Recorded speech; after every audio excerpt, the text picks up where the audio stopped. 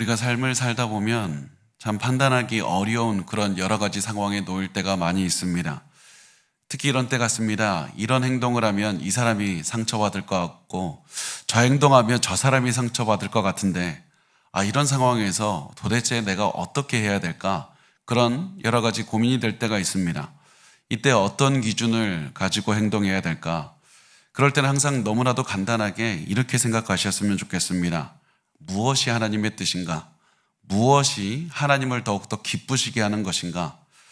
누가 어떠한 상처를 받을까? 무엇을 하는 것이 이 사람에게 기쁘게 할까? 이것이 아니라 하나님을 가장 기쁘게 하는 것이 무엇이고 하나님의 뜻을 행하는 것이 무엇인지 그거 하나만 생각을 하고 실행을 하는 겁니다. 그렇게 해서 모든 결과는 하나님께 맡기고 하나님의 뜻을 행하는 것에만 집중해서 그 일만 하면 됩니다. 이렇게 하면 모든 사람이 좋아하지 않을 때도 참 많이 있습니다. 좋아하면 좋겠지만 그렇지 않을 때도 많을 겁니다. 우리가 하나님의 뜻을 행해도 우리 때문에 화나는 사람들도 있을 것이고요.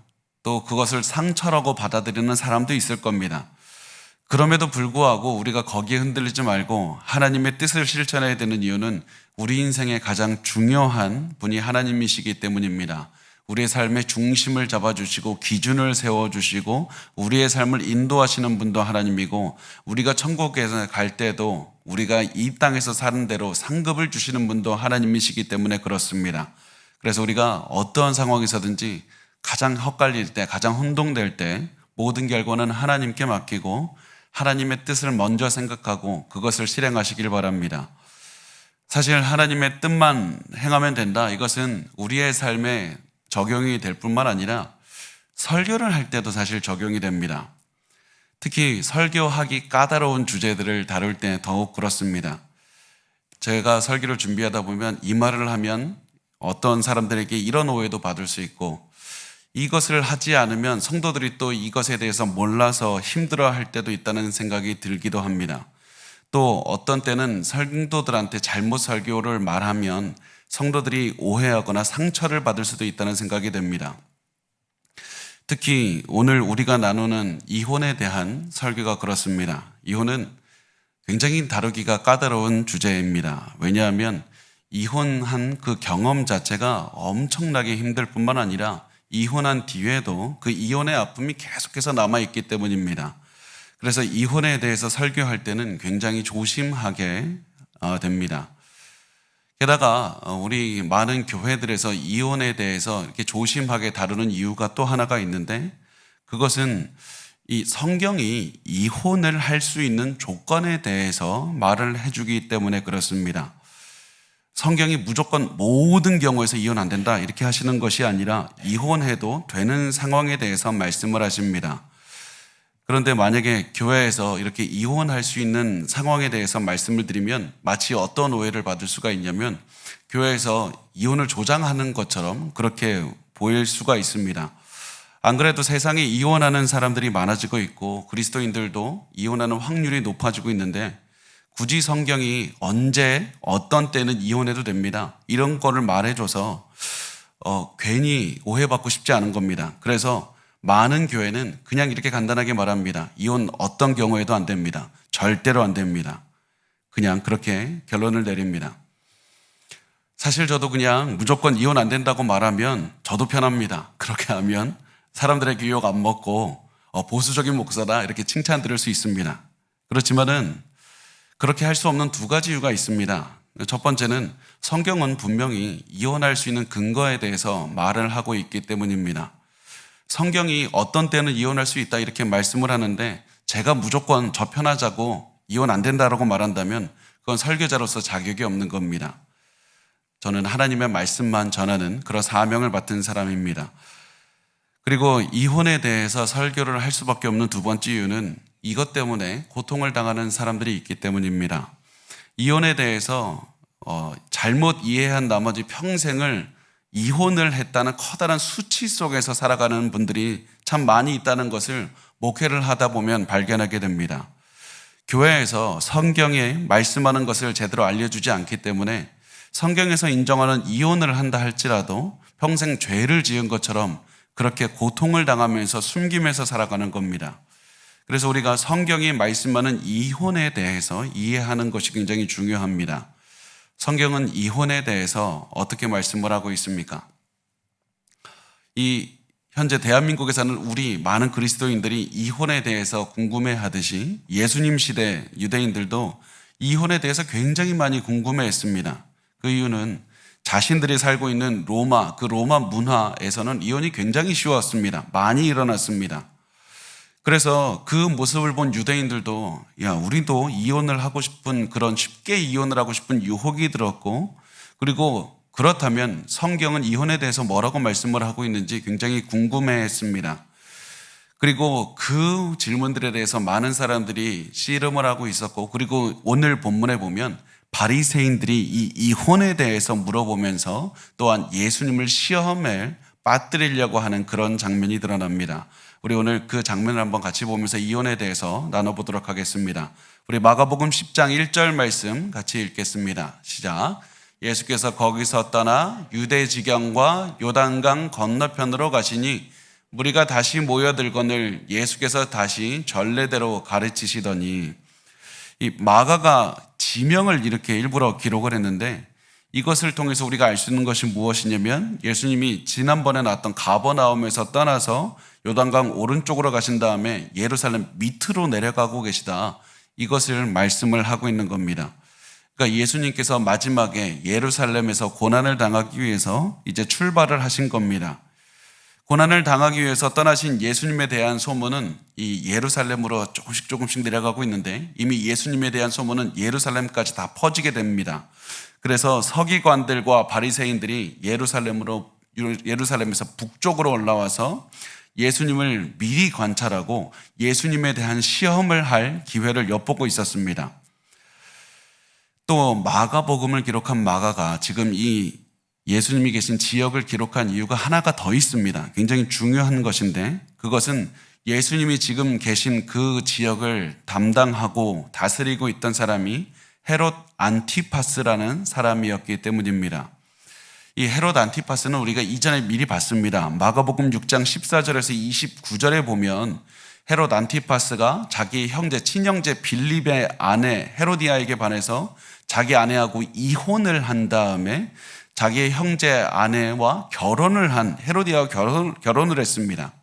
그리고 이 소식을 듣고 세례 요한이 강하게 비판을 하니까 헤롯 안티파스는 세례 요한을 잡아서 감옥에 가둔 다음에 결국 죽였습니다. 예수님께서 계신 이 지역은 헤롯 안티파스의 이 잘못된 결혼 문제로 굉장히 시끄러운 지역이었습니다.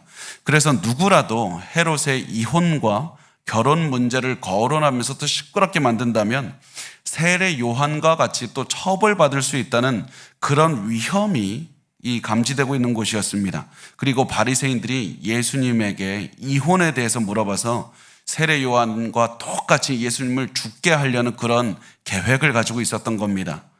자, 그 다음에 이제 2절 말씀을 우리가 같이 보겠습니다. 시작. 바리새인들이 예수께 나와 그를 시험하여 묻되 사람이 아내를 버리는 것이 옳으니까. 여기서 바리새인들은 예수님께 남자가 아내와 이혼할 수 있는 근거가 무엇입니까? 이렇게 묻습니다. 이렇게 질문한 이유는 우리가 방금 나눴듯이 예수님이 어떻게 생각하시나 그 관점이 궁금해서 그런 것이 아니라 예수님을 함정에 빠뜨리기 위해서였습니다. 바리새인들이 보기에 예수님은 이혼에 대해서 어떠한 대답을 하시든지 공경에 처할 수밖에 없었습니다. 그 첫 번째 이유로 제가 방금 말씀을 드린 헤롯 안티파스의 이혼과 결혼에 관한 문제가 얽혀 있었기 때문입니다. 만약에 예수님께서 어떤 이유 되면서 이것 때문에 이거 제외하고는 이혼하면 안 돼, 이렇게 말을 했다가는 바리새인들이 그 다음으로 그러면 헤롯 잘못 이혼한 겁니까? 당신이 지금 그 사람을 지금 비난하는 것입니까? 이렇게 물을 것입니다. 그리고 예수님도 그러면 그렇다, 헤롯도 잘못 이혼한 것이다, 이렇게 말을 하면 그 말이 헤롯의 귀에 들어간다면 세례 요한을 죽였듯이 예수님도 죽일 수가 있었습니다. 이것이 바리새인들이 쳐놓은 첫 번째 함정이었습니다. 바리새인들이 쳐놓은 두 번째 함정은 신학적인 함정입니다. 당시 랍비들은 이혼에 대해서 많은 의견을 내놓았습니다. 그리고 그 모든 의견은 구약 성경의 신명기 24장 1절에서 4절을 어떻게 해석하느냐, 이 네 구절에 달려 있었습니다. 1절에서 4절 제가 한번 읽어보겠습니다. 사람이 아내를 맞이하여 데려온 후에 그에게 수치되는 일이 있음을 발견하고, 이게 수치되는 일이 중요합니다. 그를 기뻐하지 아니하면 이혼 증서를 써서 그의 손에 주고 그를 자기 집에서 내보낼 것이요 그 여자는 그의 집에서 나가서 다른 사람의 아내가 되려니와 그의 둘째 남편도 그를 미워하여 이혼 증서를 써서 그의 손에 주고 그를 자기 집에서 내보냈거나 또는 그를 아내로 맞이한 둘째 남편이 죽었다 하자 그 여자는 이미 몸을 더럽혔은즉 그를 내보낸 전 남편이 그를 다시 아내로 맞이하지 말지니 이 일은 여호와 앞에 가증한 것이라 너는 내 하나님 여호와께서 내게 기업으로 주시는 땅을 범죄하게 하지 말지니라. 이 말씀을 잘 보면 주체가 남편이라는 것을 볼 수가 있을 겁니다. 그렇게 한 이유는 이 당시에 유대 여자에게는 이혼을 할 수 있는 권리가 없었기 때문입니다. 남편에게 이혼을 신청할 수 있는 권리가 있었습니다. 그리고 남편이 언제 이혼을 할 수 있느냐? 여자에게서, 아내에게서 수치되는 일을 보면 아내에게 이혼 증서 써주고 내보내면 된다. 그래서 이 이혼 증서를 가지고 있는 여자는 언제든지 이제 재혼을 할 수 있다는 겁니다. 그래서 이 말씀에서 많은 랍비들 사이에서 쟁점이 되는 부분이 뭐냐면 1절에서 수치되는 일, 이겁니다. 수치되는 일을 어떻게 해석하느냐에 따라서 굉장히 많은 해석이 나오고 적용이 나옵니다.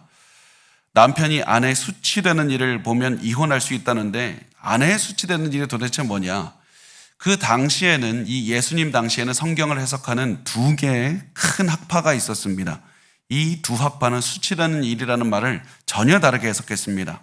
첫 번째 학파는 샴마이 학파입니다. 샴마이 학파. 이 샴마이 학파는 굉장히 보수적인 그리고 단체였고 그 학파였고 율법을 보수적이게 말 그대로 해석하고 적용하는 경향이 있었습니다. 이런 샴마이 학파는 여자에게서 보수적이니까 이 수치되는 일이라는 것을 아내의 불륜, 성적인 불륜으로 해석을 했습니다. 그래서 아내가 육체적으로 불륜을 해야 남편이 아내와 이혼할 수 있다, 이렇게 해석을 한 겁니다. 두 번째 학파는 힐렐 학파라는 사람들인데 이 힐렐 학파는 굉장히 자유롭게 신학적으로 굉장히 파격적으로 새로운 주장들을 많이 하는 학파였습니다. 그래서 이들이 신학을 해석하는데 굉장히 자유롭다 보니까 자기들이 원하는 것을 갖가지 이유를 붙여서 그냥 설명해서 주장하면 되는 겁니다. 그래서 이런 힐렐 학파에서는 아내에게 수치되는 일을 이렇게도 해석했습니다. 아내가 요리하다가 음식 태워 먹으면 그거 수치되는 일이니까 그 이혼해도 된다. 그 다음에 나온 사람은 내가 딴 여자를 아내보다 더 예쁜 여자 보면 그게 아내의 수치되는 일이니까 이혼해도 된다. 여러분의 지금 표정이 굉장히 굳어지고 있는 걸 보는데요. 제가 그랬다는 게 아니라 이 사람들이 그랬다는 겁니다. 이렇게 이 두 학파가 경쟁하는 사회의 이 상황에서 예수님은 샴마이 학파의 편을 들 수도 있었고 힐렐 학파의 편을 들 수도 있었습니다. 그런데 이 바리새인들, 예수님께 어떤 때에 이혼할 수 있냐고 묻는 이 바리새인들에게는 예수님은 누구 편을 듣는지 상관이 없었습니다. 예수님의 말씀에 반대되는 주장만 이미 하면 되는 겁니다. 그래서 그들이 보기에 예수님이 논쟁에서 이길 수 있는 방법은 없었습니다. 그렇지만 예수님도 모든 걸 알고 계셨습니다. 이때 예수님이 선택하신 것은 힐렐 학파의 주장도 아니고 샴마이 학파의 주장도 아니었습니다. 헤롯 안티파스를 고려해서 정치적으로 잘 피해가는 그런 대답을 한 것도 아니었습니다. 예수님께서는 이 곤란한 상황에서 하신 것은 하나님의 말씀이 무엇이냐, 하나님의 뜻이 무엇이고 하나님이 기뻐하시는 것이 무엇이냐, 그것만 생각을 하셨습니다. 그래서 마가복음 10장 3절에서 4절에 이렇게 말씀을 하십니다. 대답하여 이르시되 모세가 어떻게 너희에게 명하였느냐, 이르되 모세는 이혼 증서를 써주어 버리기를 허락하였나이다.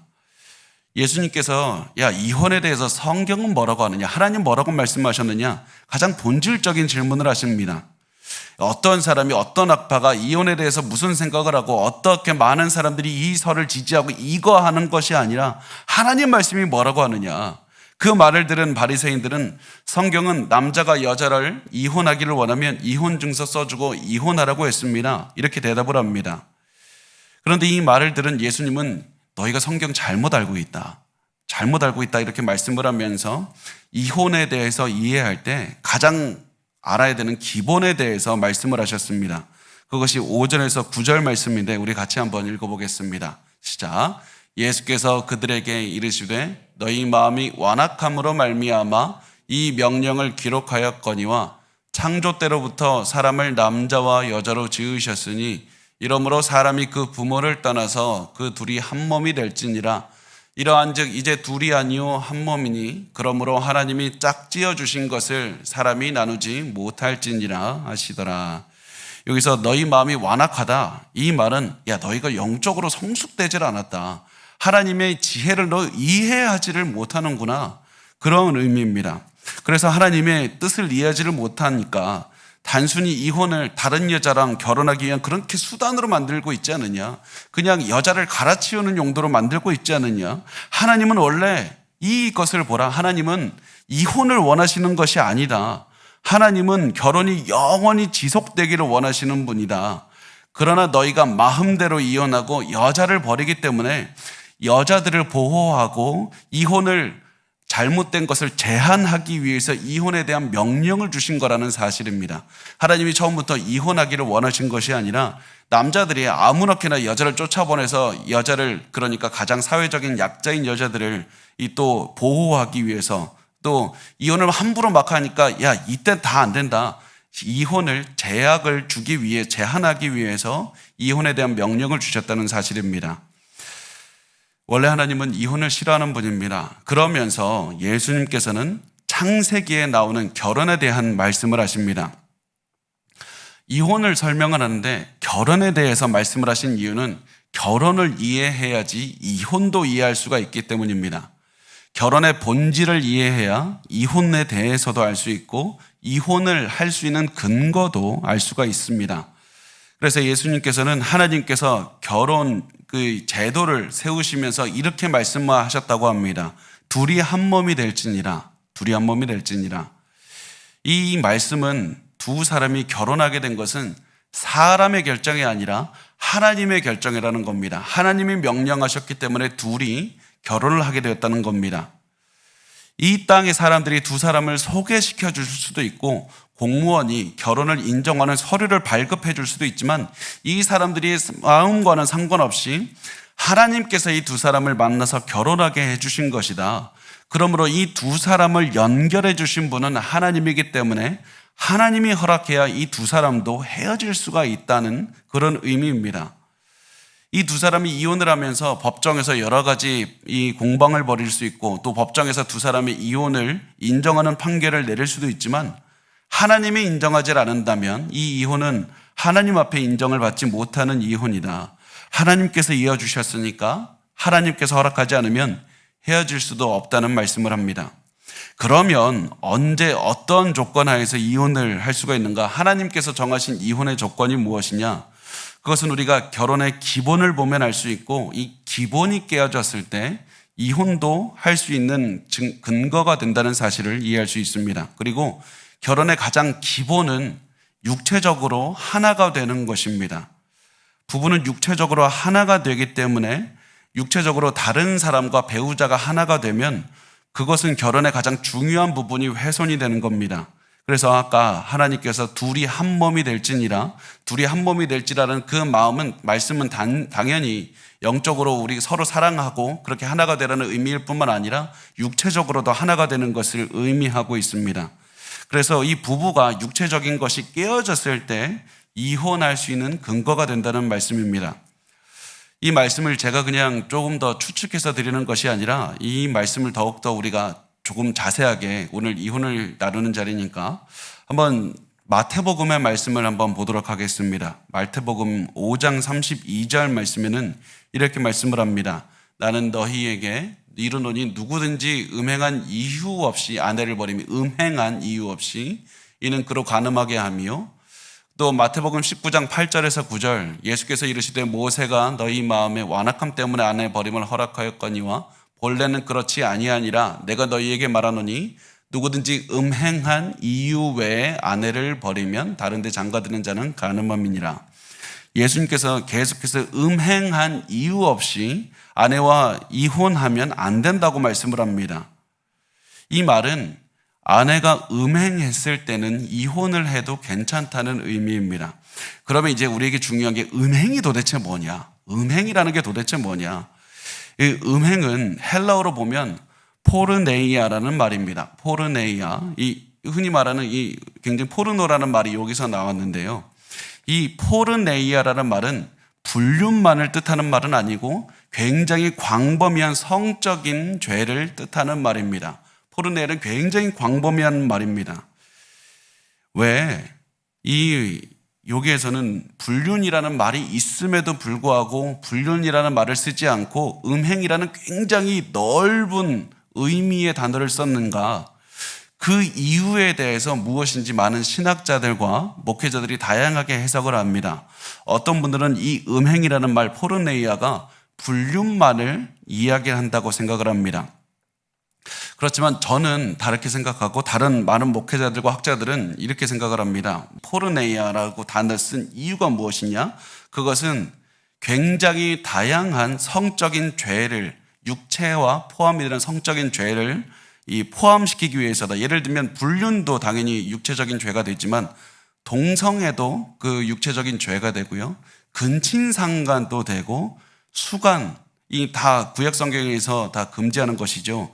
아동, 성추행, 성폭행 이런 죄들도 포함하기 위해서 포르네이아 굉장히 넓은 단어를 썼다고 생각을 할 수가 있습니다. 이런 음행이 있으면 이혼을 할 수 있는 근거가 된다고 하는 겁니다. 그런데 단순히 음란물을 시청하는 것이나 다른 이성에게 보고 끌리거나 그냥 좋아하는 감정을 느끼는 것은 대부분의 거의 모든 그 학자들은 이 음행에 포함되지 않는다라고 그렇게 봅니다. 왜냐하면 음란물을 보는 것 아니면 어떤 마음을 갖는 것만으로는 아까 말씀드린 육체적인 결합이 깨지지 않았기 때문입니다. 그래서 우리가 그냥 우리가 마음을 빼앗겼다거나 그런 여러 가지 주관적인 기준이 아니라 육체적인 행위가 있어야 이혼을 할 수 있는 근거가 된다는 것을 우리가 알 수가 있습니다. 그런데 여기서 또 한 가지 중요한 것은 우리가 단순히 불륜이 있었다고 해서 무조건 이혼해야 된다는 것은 또한 아니라는 사실입니다. 계속해서 제가 강조하고 이혼에 대해서 말씀을 하다 보니까 계속 강조하게 되는 것이 무엇이냐면 하나님께서 이 두 사람을 하나로 만들어주시는 장면을 통해서 우리에게 보여주시는 것, 하나님은 이혼을 기본적으로 싫어하신다. 하나님은 이혼을 싫어하시지만 이 인간의 죄 때문에 결혼이 이 기본이 되는 이 관계가 깨어진 상황에서 이혼을 용인해 주신다. 이것을 이해해야 됩니다. 그래서 만약에 불륜을 저지르고 배우자가 회개했을 때 이혼하지 않기로 결정할 수 있다면 그것도 또한 하나님께서 주신 또한 인정하시는 그리고 많은 하나님의 복을 받는 또 길이 될 겁니다. 이제 우리가 해야 되는 질문이 무엇이냐면 그럼 불륜은 도대체 뭐냐? 제가 조금 더 자세하게 가기를 원하는데요. 불륜이 뭐냐? 불륜을 몇 번 해야 그게 이혼을 할 수 있는 근거가 되는가? 그것이 우리가 또 중요할 것 같습니다. 이 질문에 대한 답도 보수적인 목회자나 신학자들 사이에서 많이 엇갈립니다. 어떤 사람은 한 번 그런 일이 있어도 이혼할 수 있다고 말하는가 하면 다른 사람들은 불륜이 한 번이 아니라 어떤 지속돼서 어떤 그런 관계가 맺어질 때 이혼할 수 있는 근거가 된다고 말을 합니다. 저는 후자 쪽입니다. 왜냐하면 하나님께서는 지으신 이 사람에게 이혼이라는 것을 하기를 싫어하시기 때문에 이것들을 조금 더 우리가 보수적으로 보는 편이 낫다고 그렇게 보는 것이 우리가 더 안전하게 우리가 성경을 보는 것이라고 저는 생각을 합니다. 이렇게 해서 예수님과 바리새인들이 이제 대화를 나눴고요. 그 다음에 이제 제자들이 예수님을 찾아와서 예수님이 하신 말씀의 의미를 물어봤습니다. 그때 이렇게 말씀을 합니다. 10절에서 12절 말씀 한번 같이 읽어보겠습니다. 시작. 집에서 제자들이 다시 이 일을 물으니 이르시되 누구든지 그 아내를 버리고 다른 데에 장가드는 자는 본처에게 간음을 행하며 또 아내가 남편을 버리고 다른 데로 시집가면 간음을 행함이니라. 예수님께서는 아까 한 말씀을 마치 반복하는 것 같지만 굉장히 중요한 말씀을 하셨습니다. 그냥 아내를 버리고 다른 여자와 결혼하면 간음이다. 중요한데요. 여기서 중요한 우리 제자들을 굉장히 놀라게 했던 것은 유대인들에게는 아내가 남편에 대해서 간통을 할 수는 있어도 남편이 아내에 대해서 간통을 할 수는 없는 것이었습니다. 유대인 남편이 아내와 이혼할 권리는 있지만 유대인 아내는 남편과 이혼할 권리가 있다고 보질 않았습니다. 그런데 예수님이 하시는 것은 두 사람 다 똑같이 적용을 하시는 겁니다. 여자에게도 이혼할 권리가 있다는 것을 인정해 주시면서 여자의 권리를 남자의 권리와 동등하게 만들어 주시는 그런 것을 하신 겁니다. 이렇게 해서 예수님이 이제 이혼에 대해서 어떻게 하시는지, 또 하나님의 허락하신 이혼의 근거가 무엇인지 우리가 나누었습니다. 그런데 이 이혼에 대한 근거가 불륜이다, 이것을 우리가 나눴는데, 이 이혼에 대한 근거는 여기에서만 제시되는 것은 아닙니다. 한 군데가 더 있습니다. 성경의 다른 곳에서도 이혼할 수 있는 근거 한 가지를 더 말씀을 합니다. 그래서 우리가 오늘 우리가 이혼에 대해서 사실 다루기 힘든 주제고, 우리가 오늘 이렇게 잡았으니까 오늘 다른 부분, 이혼할 수 있는 근거에 대해서 한번 찾아보도록 하겠습니다. 그 부분은 바울이 하는 말씀에 나오는데, 바울은 이혼에 대해서 나누기 전에 우선은 결혼은 영원해야 된다, 이 사실에 대해서 한 번 더 강조하고 난 다음에 이혼에 대한 문제를 나눕니다. 고린도전서 7장 10절에서 11절까지의 말씀입니다. 우리 한번 같이 읽어보겠습니다. 고린도전서 7장 10절에서 11절 시작. 결혼한 자들에게 내가 명하노니 명하는 자는 내가 아니요 주시라.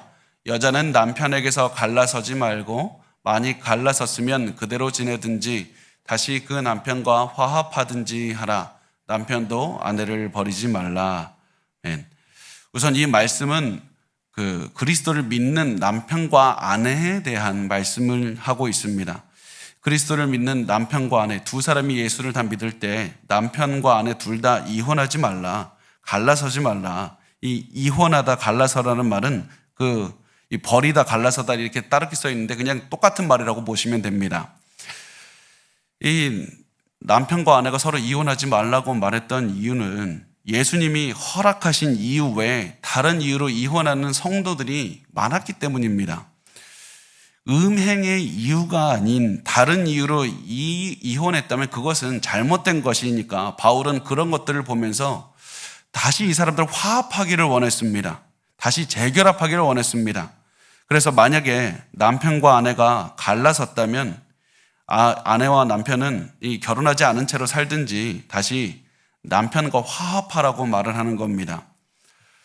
우리가 전에 나눴던 불륜의 문제가 아니라면 이혼한 다음에 결혼하지 말라는 말입니다. 왜 결혼하지 않습니까? 결혼하지 않는 것이 이전에 남편과 다시 화합하는 데 굉장히 중요하기 때문입니다. 이것을 통해서 하나님께서 보여주시는 것은 결혼은 영원히 지속되기를 원하신다, 결혼을 깨지기를 원치 않으신다는 사실을 또한 말씀을 합니다. 그 다음에 고린도전서 7장 13절에서 15절 말씀을 보면 이 믿지 않는 사람과 믿는 사람의 결혼에 대해서 말씀을 합니다. 이렇게 말씀을 합니다.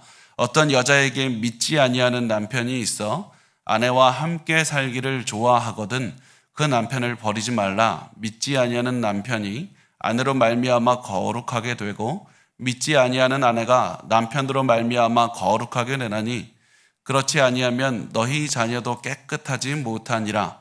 그러나 이제 거룩하니라. 혹 믿지 아니하는 자가 갈리거든 갈리게 하라. 형제나 자매나 이런 일에 구애될 것이 없느니라. 그러나 하나님은 화평 중에서 너희를 부르셨느니라. 이 말씀에서 바울이 아까 말씀드린 믿지 않는 사람과 예수 그리스도를 믿는 사람의 결혼 생활에 대해서 말씀을 하시는데, 하나님은 이 관계도, 이 부부 관계도 영원히 지속되기를 바라십니다. 그러면서 이 믿지 않는 사람과 믿는 사람이 결혼을 하면 좋은 점에 대해서 말씀을 합니다. 그러면서 이 바울이 말하는 것은 그리스도를 믿지 않는 사람이 만약에 결혼을 계속해서 이어가고 싶어 한다면 절대 이혼하지 마라. 너희가 먼저 나서서 이혼하자고 하지도 말고, 그리고 이 예수를 믿지 않는 사람이 계속 이 결혼 생활을 유지하고 싶으면 계속 결혼 생활을 유지해야 된다. 왜냐하면 결혼 생활을 유지하면 많은 이 믿지 않는 사람에게 이득이 있기 때문이다. 많은 복이 있기 때문이다.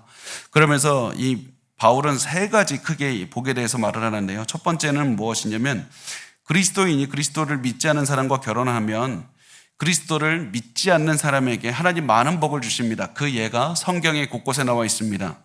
하나님께서 야곱 때문에 라반에게 복을 주신 것, 요셉 때문에 보디발에게 복을 주신 것, 그리고 계속해서 이런 성경에서 믿는 사람 때문에 믿지 않은 사람이 복을 받은 많은 것들이 있습니다. 그래서 그리스도인을 통해서 하나님께서는 예수를 믿지 않는 사람에게도 복을 주신다. 이것이 예수를 믿지 않는 사람이 예수를 믿는 사람과 결혼했을 때 누릴 수 있는 첫 번째 복입니다. 두 번째, 그리스도인을 통해서 받을 수 있는 가장 큰 복, 그것이 무엇이냐면 믿지 않는 사람이 복음을 매일 들을 수 있다는 겁니다. 자신을 천국으로 인도하는 복음을 매일 듣게 해주고 결과적으로 자기도 그 복음을 믿고 구원을 얻으면 가장 큰 복이 아니냐, 그렇게 말씀을 하고, 세 번째, 너희 자녀들도 예수를 믿고 그렇게 인도해서 구원을 얻게 할 수 있지 않느냐, 이것이 그 세 가지 복이 됩니다. 그런데 이제 문제가 언제 생기냐면 예수를 믿지 않는 사람이 그리스도인인 남편이나 아내와 이혼하고 싶어 하면 어떻게 하는가? 이때부터 이제 문제가 시작이 되는데요. 바울은 이런 때는 이혼해도 된다, 이렇게 말을 합니다. 다만 상대가 이혼하고 싶다고 말했다고 너 그 말했다 그렇게 하면서 당장 이혼해도 된다는 말은 아닙니다. 우리 관계에 대해서 잠깐 생각할 시간이 필요한 것 같아. 알았다, 이혼하자, 이렇게 말해도 된다는 거 절대 아닙니다. 계속해서 강조드리는 것은 하나님은 이혼을 싫어하십니다. 하나님은 이혼을 싫어하시지만 어쩔 수 없는 상황에서 이혼을 허락해 주실 뿐인 겁니다. 그래서 결혼을 하게 하신 분도 하나님이기 때문에 그 사람이 결혼을 그만두자 이렇게 말한다고 해서 그만둘 것이 아니라 결혼을 이어가려는 노력을 계속해서 해야 됩니다. 관계를 회복하기 위해서, 결혼을 이어가기 위해서 최선을 다해서 노력해야 됩니다. 금식해야 되고 기도해야 되고 그 사람에게 사랑을 실천하고 어떻게 해서든지 최선을 다해서 더욱더 사랑을 해야 됩니다.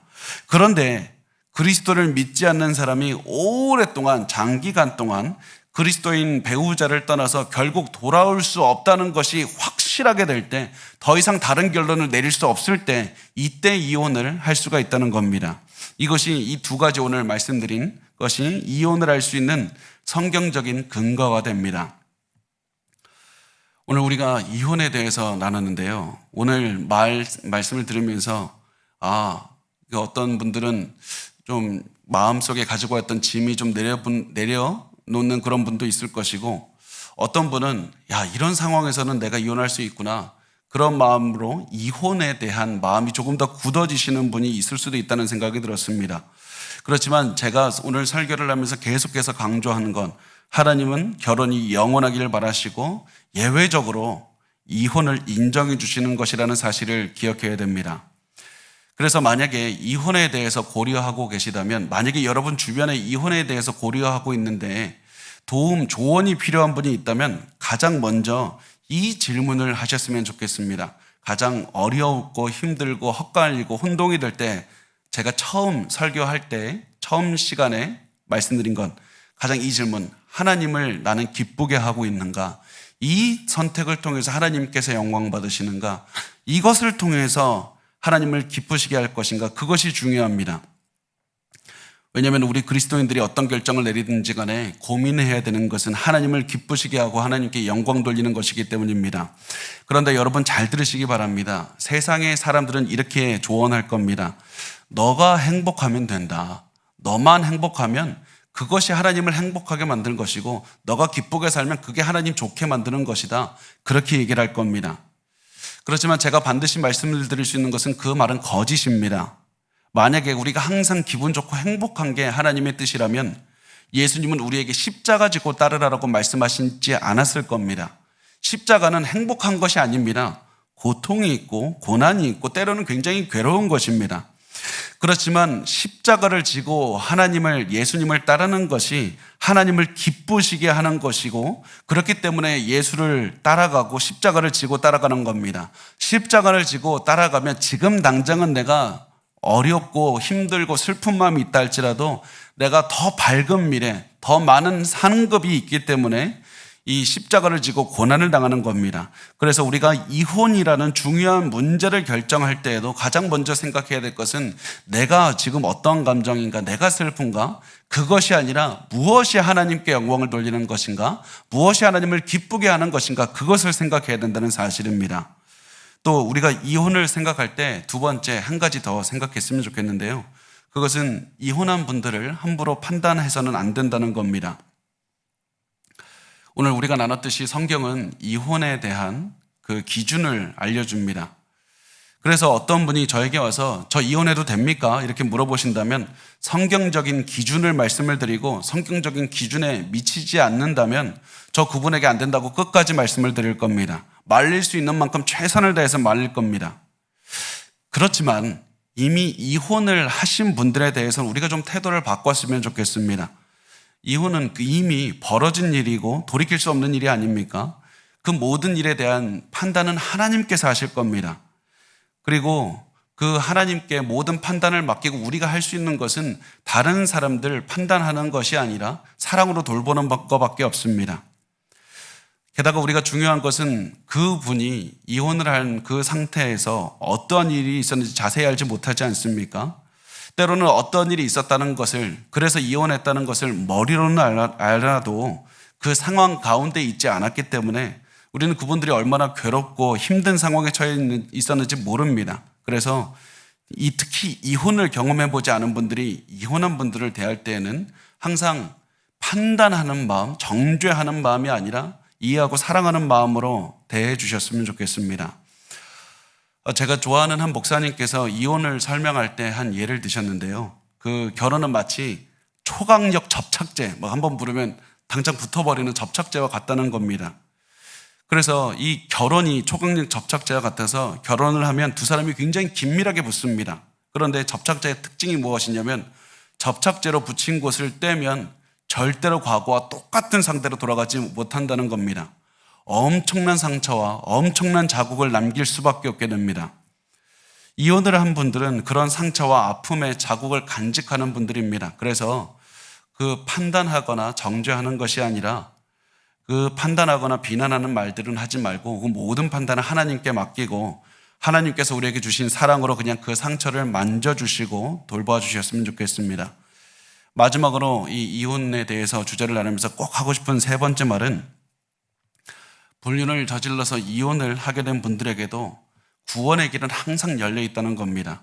불륜도 큰 죄이지만 당연히 용서받지 못할 죄는 절대 아닙니다. 하나님은 그분도 돌아오기를 기다리고 계십니다. 그래서 하나님께 와서 그리스도의 십자가를 믿고 같이 용서받고 구원의 길로 걸어가기를 원하십니다. 그리고 그 소식을 전할 수 있는 분은 여러분밖에 없습니다. 여러분이 전하셔야만 됩니다. 하나님은 우리에게 모든 죄인도 용서하시고 모든 상처도 치유하시는 복음을 전하도록 우리를 부르신 것 아닙니까? 그래서 우리 그리스도의 사랑으로 우리가 많은 사람들의 상처를 만져주시고 치유해 주셨으면 좋겠습니다. 그리스도의 복음으로 우리를 만져주신 그 하나님의 사랑을 가지고 다른 사람들에게도 가서 복음을 증거하시고 많은 위로를 체험하게 하시고 그래서 하나님께로 다 같이 인도할 수 있는 그런 삶을 사시기를 바랍니다.